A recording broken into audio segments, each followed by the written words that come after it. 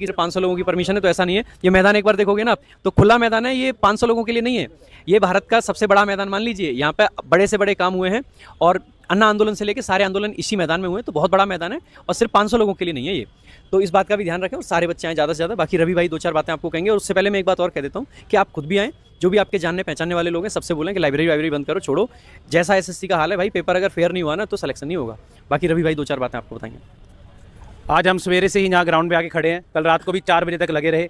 ये ऐसे बड़े महानुभाव हमारे बीच में, जितने टीचर्स ने आके, बच्चों ने आके हमें सहयोग दिया है। आज अभी देख रहे होंगे मेरे साथ जितने ये लोग खड़े हैं, सब वॉलंटियर्स हैं, सब अपने आप यहाँ पे आए हैं कि हम सर हम ग्राउंड पे काम करने के लिए तैयार हैं, हमें जो भी काम बोलोगे हम करने के लिए तैयार हैं।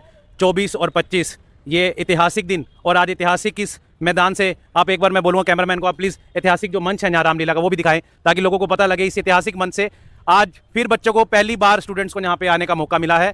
मौका भी है, असल में हम अपनी दिक्कतों को लेकर यहाँ पे आए हैं। आओ हम दिक्कत इस मैदान जंग से यहाँ से ऐलान करें। और अगस्त के महीने में हम खड़े हैं, जो अगस्त के महीने में 1942 की एक क्रांति थी जिसका नाम रखा गया था अगस्त क्रांति। आज से इस अगस्त क्रांति का ऐलान करें और एस्पिरेंट की अगस्त क्रांति को साथ लेकर चलें। एक आदमी या कोई भी एक समूह कुछ नहीं कर सकता। हम बोलते हैं ना 1 और 1 2 11। आप आएंगे तो हम 2 11 बन जाएंगे, और 11 बन के यहाँ से जब हुंकार देंगे तो कसम से बोलता हूँ कि आपकी जितनी दिक्कतें हैं सबका सोल्यूशन यहाँ से निकलेगा। हम सब एक साथ मिलकर बैठेंगे, आप किसी भी दिक्कत का सामना आपको नहीं करना पड़ेगा। हमने प्रॉपर परमिशन ली है, हर तरह का एहतियात बरतने की कोशिश की है, हर तरह का अरेंजमेंट करने की कोशिश की है। बड़े बड़े लोगों ने, बच्चों ने हर तरह से हमें सहयोग दे रहे हैं। आप भी आके हमारा साथ दें। लोग बहुत दूर दूर से, चाहे कितने भी लोग आए, जयपुर से, राजस्थान से, यूपी से, बिहार से, झारखंड से, कुछ जितने भी लोग हैं, जितने जो इससे प्रताड़ित है, सब आके हमारे। उस दिन आपको समझ में आएगी। तो अब वो वक्त आ गया है जब आपको बुलाया जा रहा है। 24 तारीख दिल्ली चलो। 24 तारीख सुबह 9 बजे, 10 बजे से परमिशन है, तो आप 9 बजे का टारगेट लेकर के चलिए, दिल्ली चलो। ये परमिशन आप लोगों के लिए है।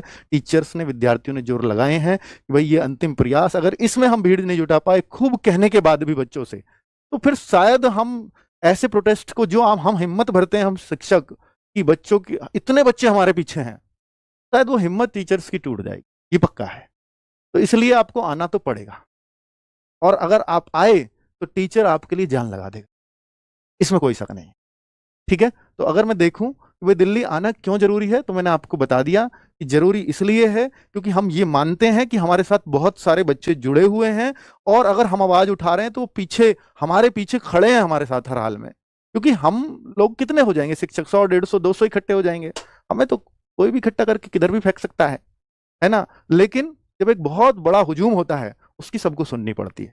तो उस हुजूम को दिखाना होगा कि हाँ, ये शिक्षक केवल शिक्षक नहीं है, इनके साथ हम लाखों बच्चे खड़े हैं, वो हमें दिखाना होगा, है ना। और यहाँ आपकी एक संख्या, कोई कहेगी 1000 बच्चे आ जाएंगे, 10,000 आ जाएंगे, 5,000, नहीं, हमें तो चाहिए कि जितना भी आप आ सकते हो, ये दिखना चाहिए। अभी तक आपको लगा होगा, खूब मीडिया चैनलों ने कवर किया, भाई देश में इसके अलावा कोई खबर ही नहीं होनी चाहिए। जब आपका संख्या बल इतना बड़ा है, तो उस एक दिन के लिए अगर आप आते हैं, तो फिर देश में आपके अलावा कुछ और क्यों चले, क्योंकि इतना बड़ा इंपैक्ट होने जा रहा है इस आंदोलन का, पूरी एसएससी की तस्वीर बदल देगा।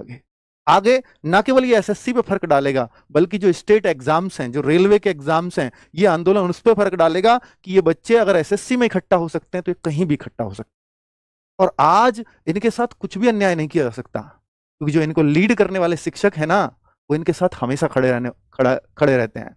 सबसे बड़ी दिक्कत क्या है बच्चों के साथ? बच्चों के साथ यही तो दिक्कत है कि उनमें यूनिटी कैसे बने। लेकिन आज उनको बताना होगा कि अब हमें यूनाइट करने वाले लोग हमारे साथ हैं, हमें कब कहां क्या करना है ये बताने वाले हमारे साथ। पे टीचर्स की बात बहुत ज्यादा नहीं सुनी जाएगी, बात आप ही लोग की सुनी जाएगी। इनजस्टिस आपके साथ हुआ है, ठीक है, तो हमें आपको अपना स्ट्रेंथ बना के आगे प्रोजेक्ट करना है। और पेरेंट्स से भी मेरी रिक्वेस्ट है कि बच्चों को आने दीजिए, बिल्कुल भी डरना नहीं है।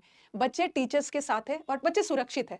और जहां तक मुझे पता चला कि इस बार का जो प्रोटेस्ट हो रहा है, मतलब बहुत ज्यादा सिक्योरिटी वगैरह का भी ध्यान रखा गया है, तो ऐसा कुछ नहीं होगा। अगर ऐसा मन में कुछ आ रहा है ना कि बच्चे पर एफआईआर हो जाएगा, उसका करियर बर्बाद हो जाएगा, ऐसा कुछ भी नहीं होने वाला है। बच्चों को भेजिए, क्योंकि बच्चों की ज्यादा संख्या में बच्चे दिखे जाएंगे ना, तो ये प्रोटेस्ट उतना ही फ्रूटफुल होगा।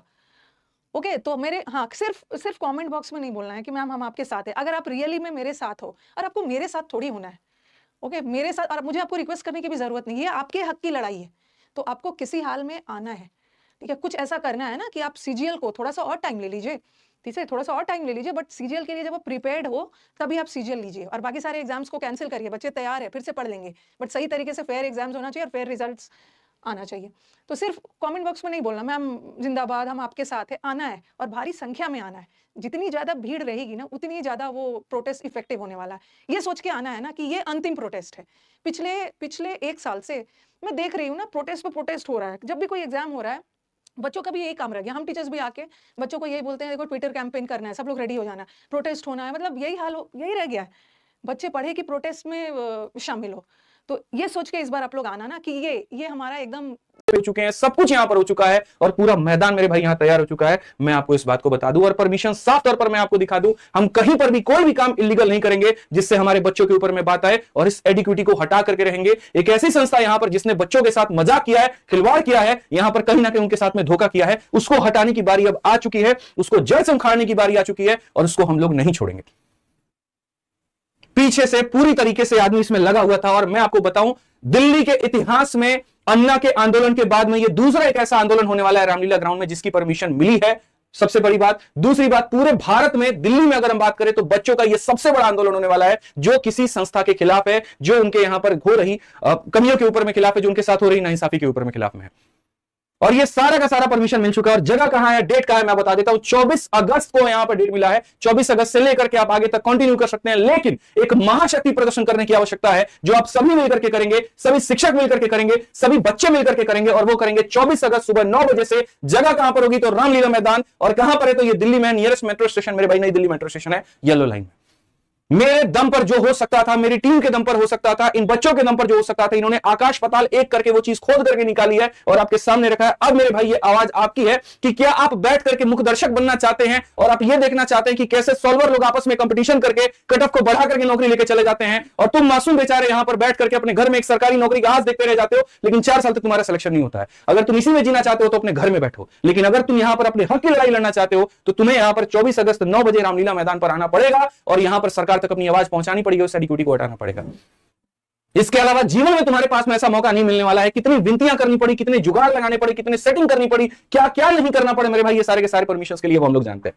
और इस परमिशन के साथ में हम आप लोगों के लिए बहुत सारे सवाल हम आपको क्लियर करने वाले हैं। सबसे पहला मेरे भाई जो नैरेटिव सेट कर दिया गया कुछ लोगों, बेवकूफ लोगों के द्वारा कि बच्चों के ऊपर में एफआईआर करने के लिए आप उनको बुलाते हैं। मेरे भाई अगर ऐसा हो गया कि लोग एफआईआर के डर से जाने धरने पर बंद कर दिया ना तो मेरे भाई वैसे केस में सरकार इतनी मजबूत हो जाएगी कि वो जो करना चाहेगी वो कर देगी। भूलिए मत किसान आंदोलन में यहां पर 2.5 साल तक बॉर्डर पर लोगों को बैठना पड़ा था, तब जाकर के वो बिल वापस हुआ था। अगर नाइंसाफी के खिलाफ लोग ये डरने लगे नहीं हम तो बाहर निकलेंगे तो हमारे ऊपर में एफआईआर हो गया, हमारे ऊपर में कंप्लेन हो गया, तो लोग आवाज उठाना बंद कर देंगे, लोग जिल्लत की जिंदगी जीना शुरू कर देंगे, सरकार दबाना शुरू कर देगी वहां पर। और वैसे केस में तुम्हें वो कबूल करना पड़ेगा जो कि मेरे भाई तुम्हारे उसूलों के खिलाफ है और जो कहीं ना कहीं संविधान के खिलाफ है।